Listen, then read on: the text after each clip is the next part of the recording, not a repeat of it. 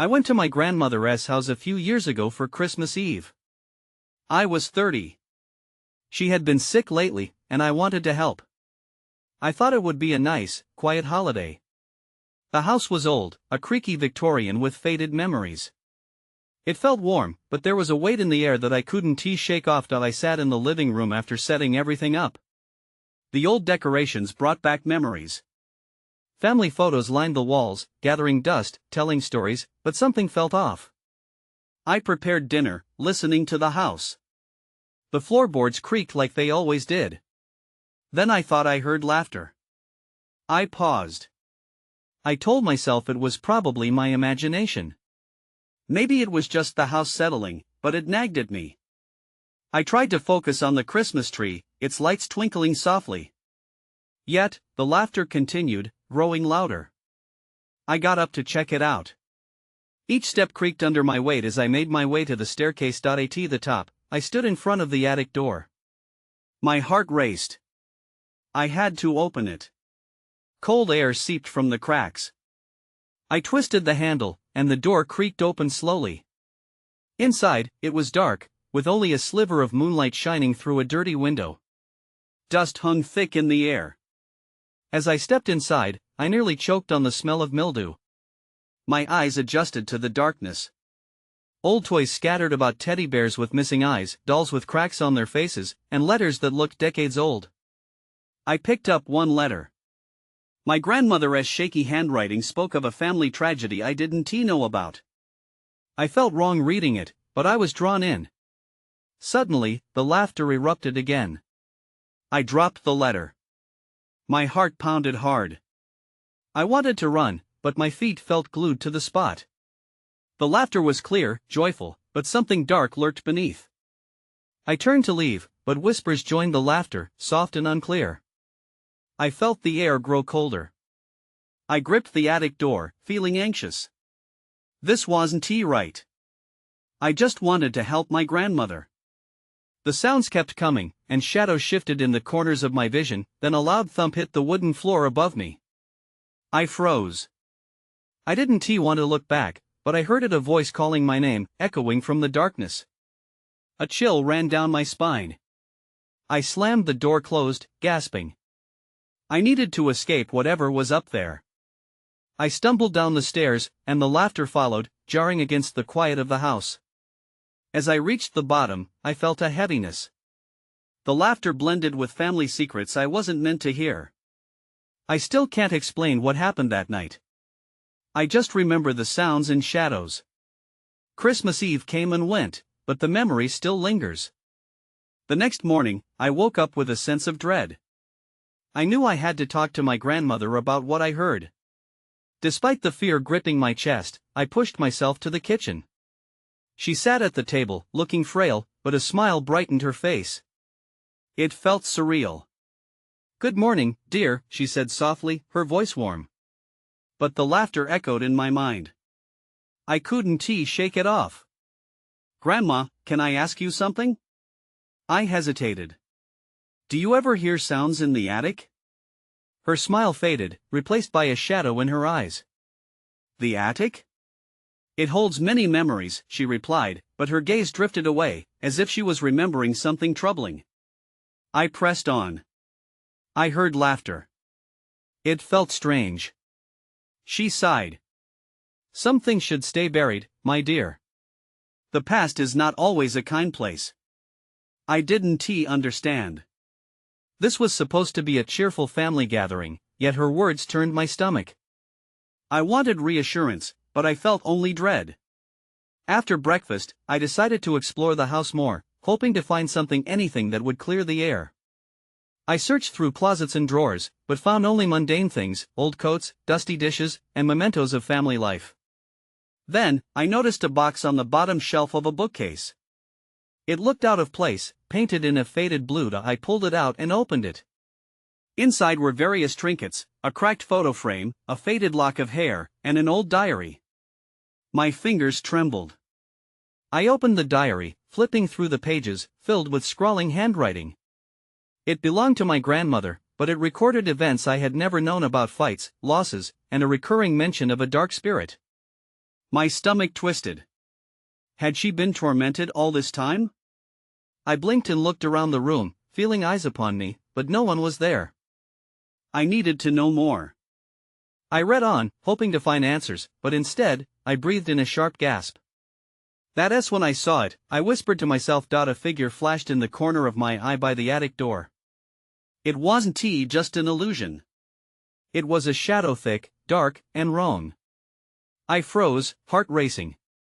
It seemed to pulse with life, beckoning me to remember even more secrets. The laughter returned, light and cheerful, but with an edge of malice. I dropped the diary and took a step back. My instincts screamed for me to run, but I felt rooted to the spot. My grandmother's gentle voice echoed in my mind. Some things should stay buried. What did she mean? Suddenly, I felt a weight on my chest. I couldn't breathe. Then, without warning, everything went dark. The laughter reached a crescendo, piercing through the silence.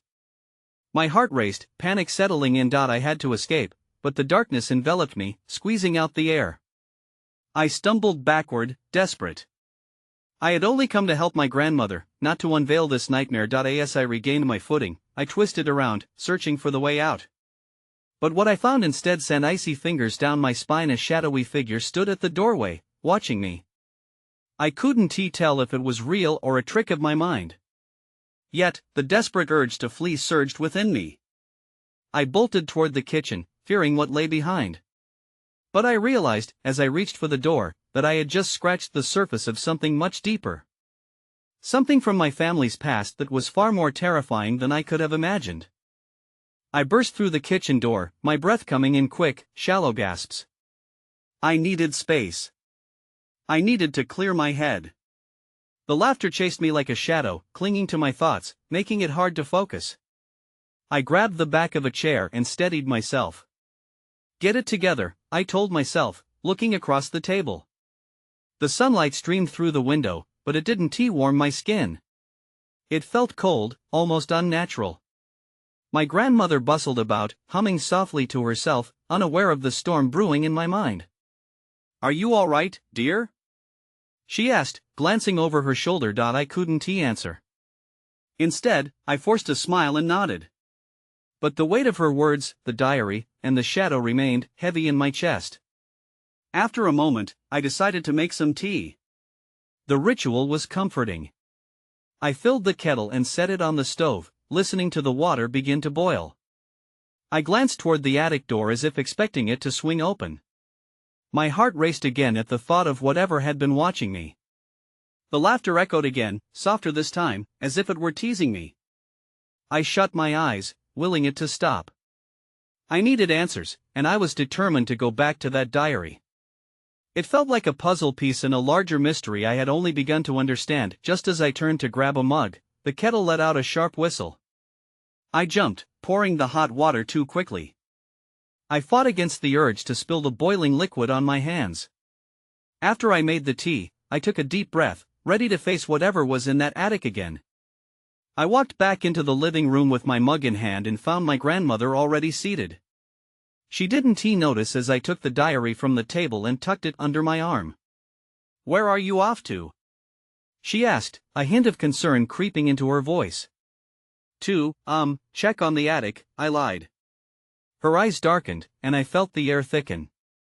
"No, dear. I don't think that's a good idea." "Why not?" I pressed. "What really happened up there?"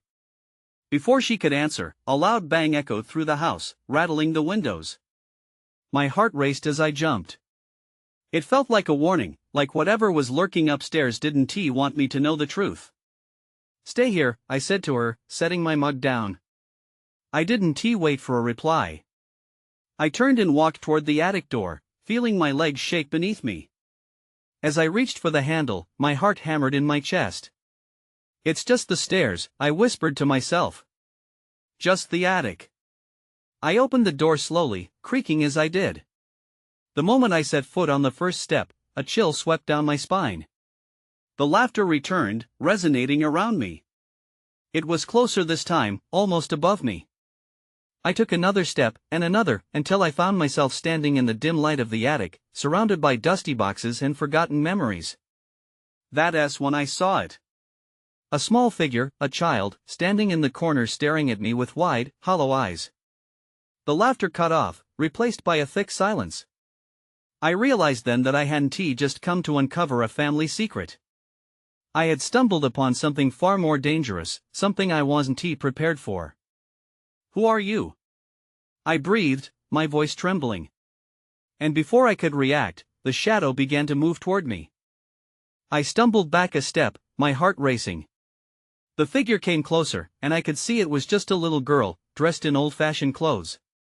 Her hair hung in unkempt curls, and dirt smudged her cheeks. But it was her eyes that chilled me. The emptiness in them felt like staring into a void. "What do you want?" I managed to whisper, my throat suddenly dry. The girl didn't speak. Instead, she reached out a tiny hand, pointing toward a corner of the attic that was darker than the rest. Something pulled my gaze that way, a strange pull like magnets turning. "No," I said, shaking my head. The laughter rang in my ears again, spaced out but inviting. This wasn't a friendly invitation. I turned to run, but the girl moved faster. She was right in front of me, blocking my way. "Stay," she said softly, as if she were merely asking me to play. My heart pounded violently. "I can't, I have to leave." With that, I pushed past her, my chest tight with panic. I nearly tripped over a box as I made my way back down the steps. The laughter morphed into shrill shrieks, echoing behind me, amplifying my fear with each step. I burst into the living room, breathless. My grandmother lifted her head, the worry etched on her face deepening. "What happened up there?" "Nothing. I heard something," I lied, but the look in her eyes told me she already sensed the truth. I could see her fingers twitch as if she wanted to reach out, to comfort me, but she seemed conflicted. "Did you see her?" The words slipped from my mouth before I could stop them. My grandmother froze. "Who did you see?" she asked, her voice low. "Just a girl. She was in the attic." I think I couldn't finish. What would I say? That I felt like my world had shifted into something dark and dangerous? Instead, I remembered the diary, still tucked under my arm like a shield. "I found the diary," I said, my voice steadier now, if only by sheer will. "I need to know about this girl." My grandmother's expression tightened. "Not now. You don't understand." "But I need to." I pressed, desperation creeping into my tone. "Please, tell me." The air felt charged, thick with something unspoken. My pulse drummed loudly in my ears. "Fine," she relented. "But you must promise to listen and not interrupt." I nodded, barely able to contain my anxiety. As she opened her mouth to speak, the lights flickered once, then dimmed, wrapping the room in a shadow so deep I felt like we were suspended in darkness. "Not again," my grandmother whispered, rising to her feet. Then everything went dark. The darkness wrapped around us like a heavy blanket, smothering any sound. I blinked, trying to adjust, but there was nothing. I reached out, feeling for my grandmother, my fingers brushing against her arm. "Are you okay?" I asked, my voice a whisper. No answer came, just an eerie silence that swallowed my words.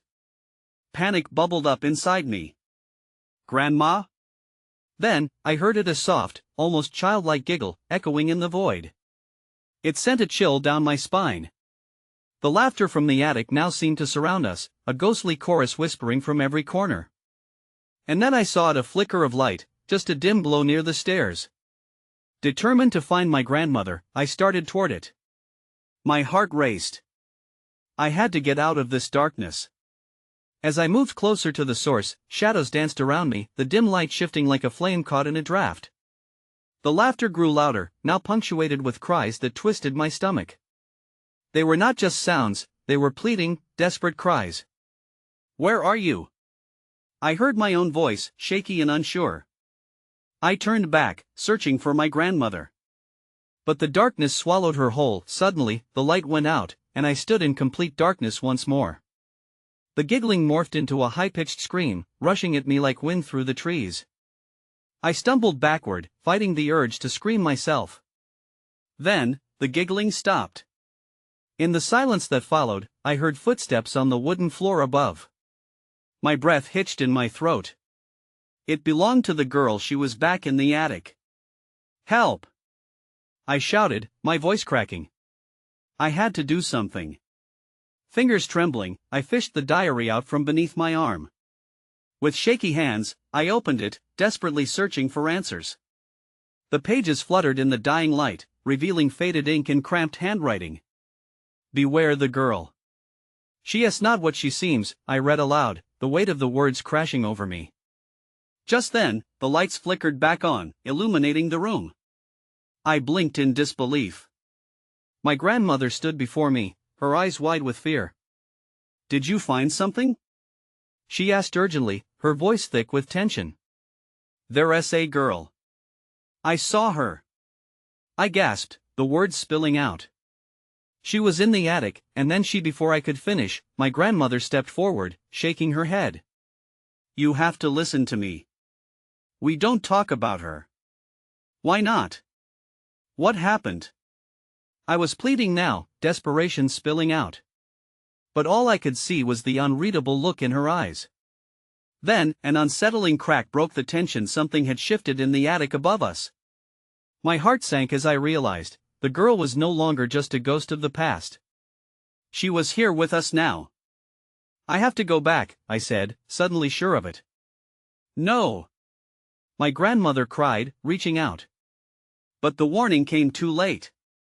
Something inside me urged me to climb the stairs again. I turned toward the attic, and that's when I felt a cold hand brushing against my back, pushing me toward the shadows even as screams echoed in my mind, shattering my resolve. I moved forward without thinking, my feet carrying me up the creaky stairs. The pull was irresistible, like a magnet drawing me closer to the attic door. My heart raced, and I could feel my grandmother's panic shadowing me, but I couldn't stop now.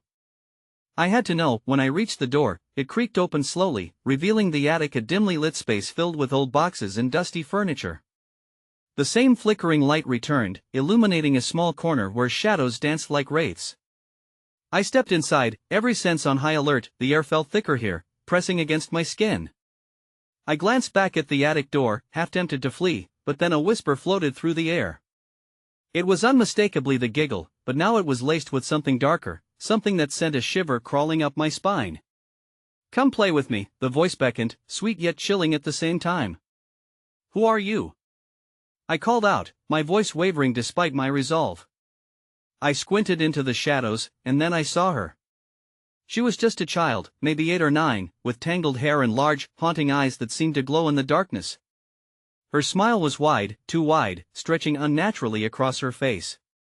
"Don't be scared," she said, stepping closer.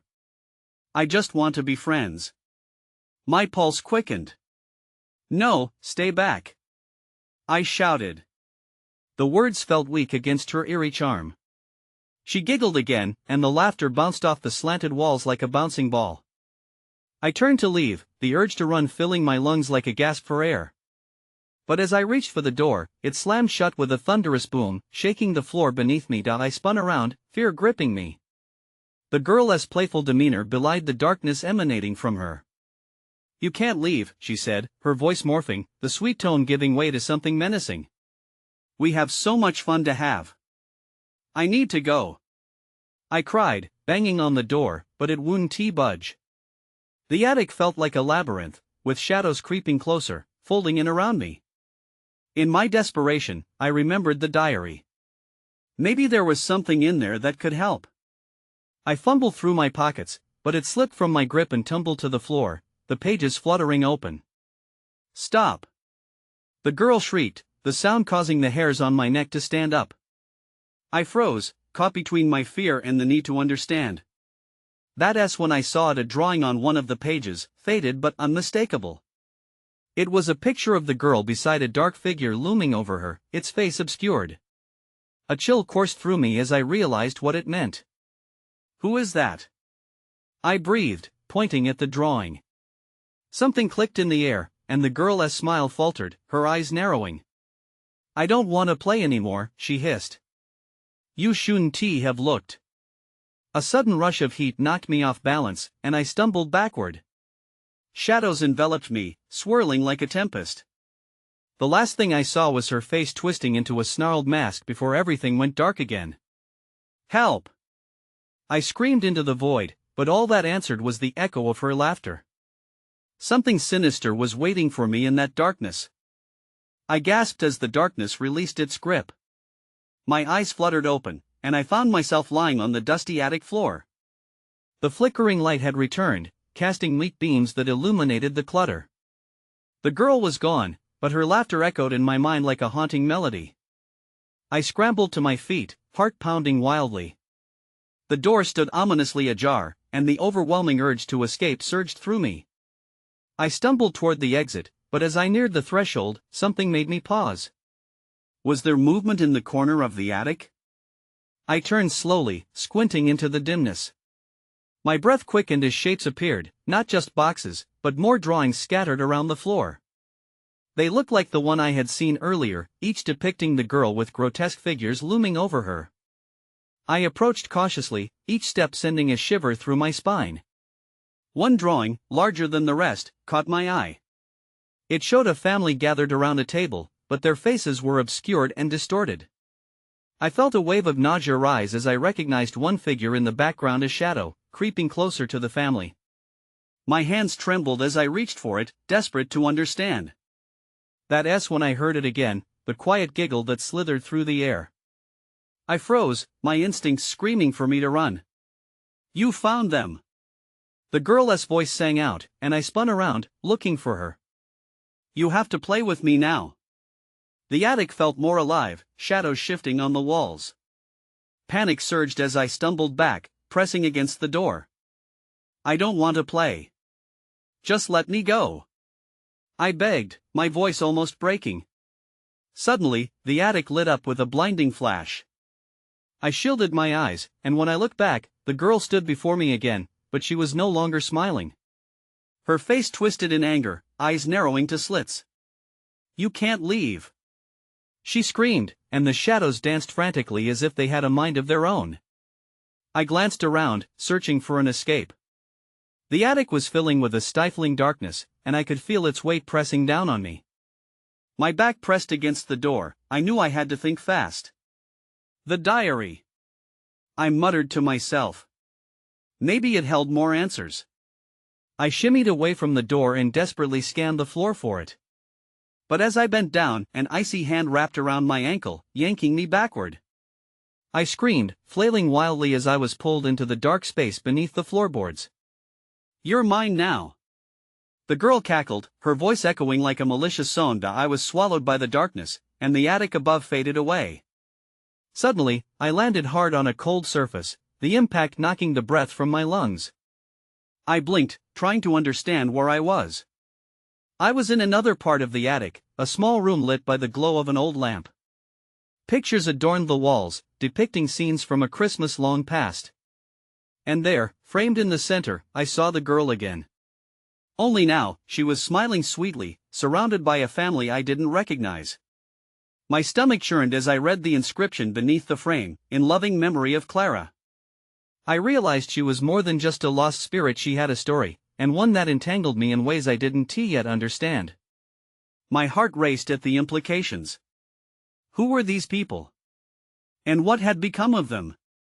As I turned to escape, the lamp flickered even more violently, illuminating a shadow creeping in from the edges of the room.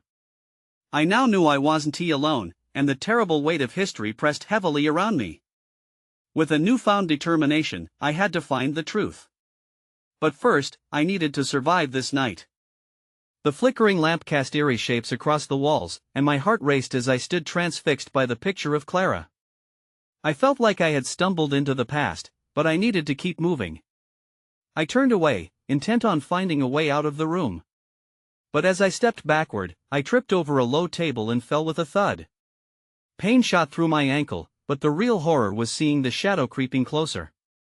It was a formless darkness, swirling like smoke but holding a chilling presence that made me shiver. I pushed myself up, ignoring the pain, and darted toward the far wall. That's when I spotted another painting, one that looked even older. It showed a winter scene, but as I leaned in closer, I realized something was wrong. The snowflakes in the painting weren't just white, they had streaks of red. I stumbled back as bile rose in my throat. "What is this?" I whispered, the air around me thickened. The laughter echoed again, but now it seemed to come from all directions, a cacophony of childish glee and something much darker. I clamped my hands over my ears, trying to shut it out. I needed to focus. Suddenly, a soft voice broke through the noise. "Please, don't be scared."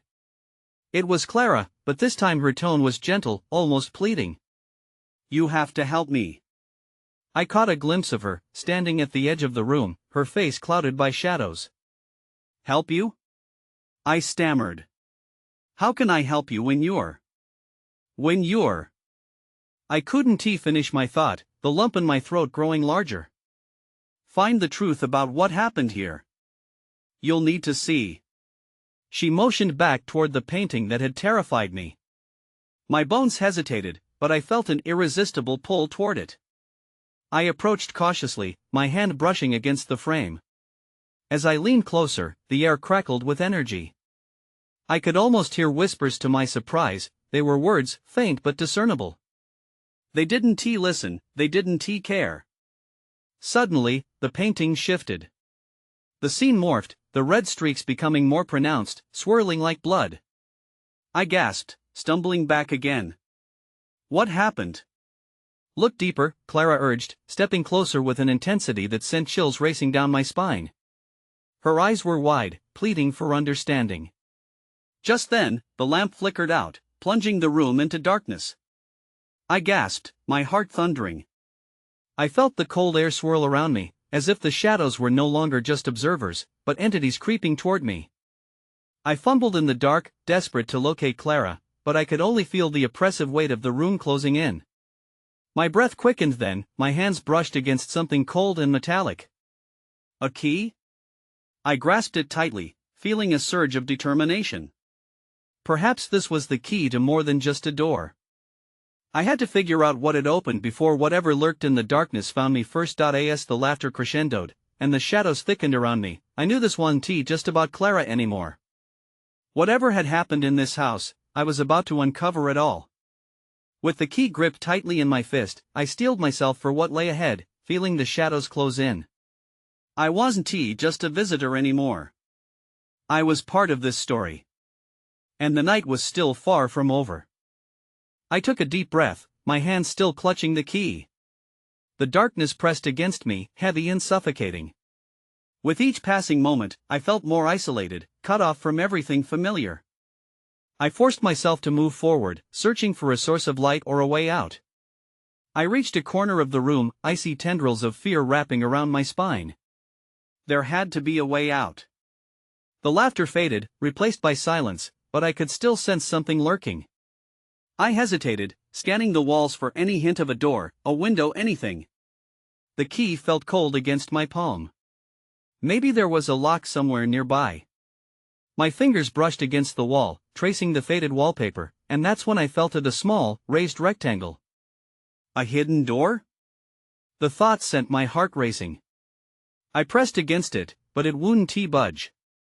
"Clara," I whispered, hoping she was still near. "How do I open this?" But there was no response. The shadows flickered, and I moved away from the wall, my heart still pounding. Just then, I heard a faint sound, barely audible above my breathing. A soft thump came from somewhere to my left. I froze, fear crystallizing in my veins. Then, the temperature dropped, and I saw my breath fog up in front of me. I backed away from the sound, my instincts screaming at me to run. But instead, I turned to face it. The shadows shifted, swirling like a storm. That's when I saw a figure loomed in the corner, barely illuminated by moonlight filtering in through a crack in the wall. I squinted, trying to make sense of its features. It looked like a child, pale and gaunt, with hollow eyes staring directly at me. "Help her," it whispered, the voice echoing in my mind. "You must help her." "Help who?" I croaked, my throat dry. "What happened here?" It pointed toward the painting, the winter scene that had drawn me in before. I shivered as I remembered the streaks of red, the laughter, Clara's pleading voice. "Find the truth," the child urged. "Before they come back." Who? Who will come back? Panic bubbled in my chest, the figure began to fade, its form shimmering like a mirage. Before I could ask more questions, it vanished completely. I was left alone again, the shadows closing in, more oppressive than ever. I had to figure this out. The key was still in my hand, and the urgency gnawed at me. Where could it fit? I retraced my steps in my mind, trying to remember the layout of the room. There had to be something I missed, a door, a lock, anything. Then, I noticed another painting on the far side of the room, slightly open. My breath caught. The frame, could the key fit there? Was it all connected? Without thinking, I rushed toward it, every sense on high alert. The laughter resumed, louder this time, accompanied by a flicker of light that came and went. I reached the painting and found the area around it was cold, just like the figure.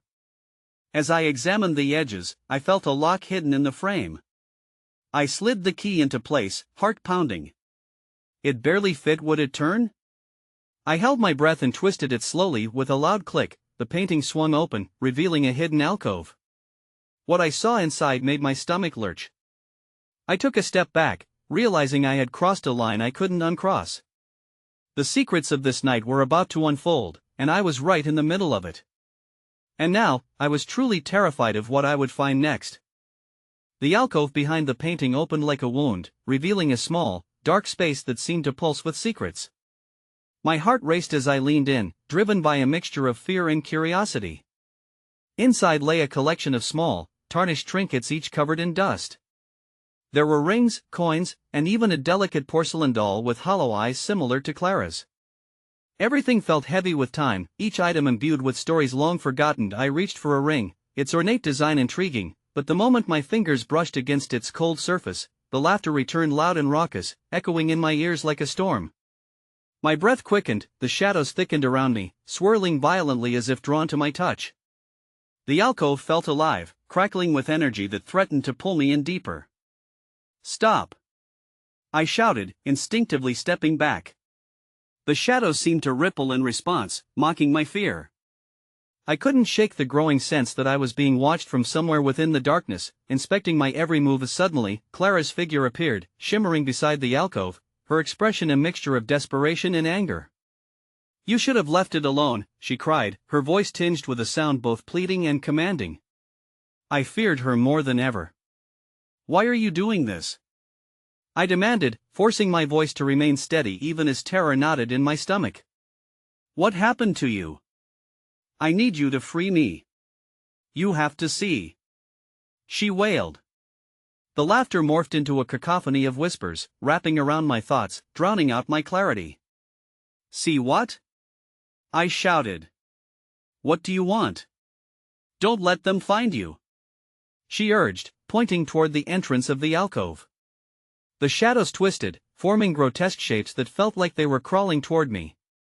Who will find me?" I managed to ask, but her figure faded, split by the encroaching dark like mist burned away by light. I turned abruptly, my instincts kicking into high gear. The shadows scampered back as I backed cautiously toward the door. There was no time to waste, I had to escape. I could feel their presence growing, hungry and malevolent. The laughter was now a vicious shriek, claws scraping against the walls of my mind. My fingers tightened around the key, a small talisman anchoring me in reality. Tugging it free from my pocket, I aimed to leave this nightmare behind. Yet, just as I reached the threshold, the attic door slammed closed, reverberating through the darkness like a finality. I spun around, heart racing, realizing my escape was barred. Then, the light flickered back on over the alcove, illuminating the remnants of a life trapped in time. I felt a pull, a compulsion to understand more than I ever wished. Each trinket sang of stories untold, but I sensed something darker looming behind my eagerness. A momentary flicker of Clara came back into view, her eyes wide with urgency. "The truth," she whispered, "it binds us." Before I could react, the sameness of the attic warped, and suddenly I was flickering through memories like scenes from an old film.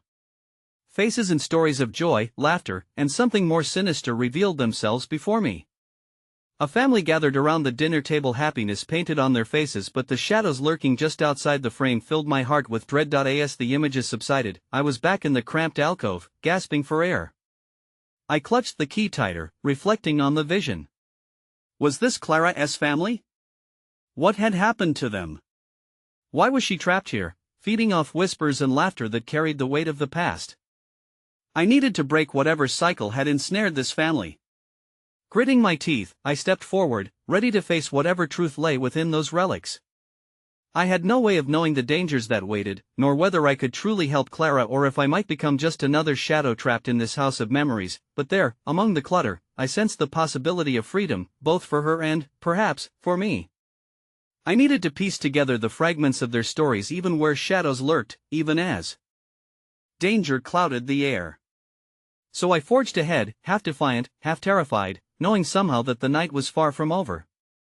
I could feel the weight of unseen eyes upon me, and as I reached for Clara's porcelain doll, I realized this would not be the last time I heard laughter or felt the chill of a darker presence at my back, seeking not only to bind me here but to take possession of my very soul. And even if I set things right for Clara, would I truly be able to break free from this house or from whatever haunted it still?